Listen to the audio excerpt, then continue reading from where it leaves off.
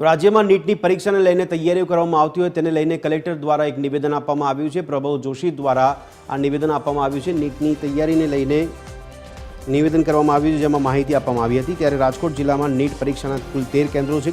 6000થી વધુ વિદ્યાર્થીઓ નીટની પરીક્ષા આપવાના છે। ત્યારે તમામ સ્થળો પર સીસીટીવીથી લાઈવ મોનિટરિંગ કરવામાં આવશે। વિદ્યાર્થીઓ પરીક્ષાના નિયત સમય કેન્દ્ર પર પહોંચી જાય અને વાલીઓ તથા વિદ્યાર્થીઓ લોભામણી માહિતીથી दूर रहे तेवी सूचना कलेक्टर द्वारा आपवामां आवी छे। त्यारे कलेक्टर द्वारा नीटनी परीक्षानी तैयारीओने लईने एक महत्वपूर्ण निवेदन साथे माहिती आपवामां आवी हती। खास मारे विद्यार्थीओने विनंती छे के जे नियत समय छे एमां पहोंची जाय, कारण के समय पछी एंट्री कोई पण संजोगोमां आवशे नहीं।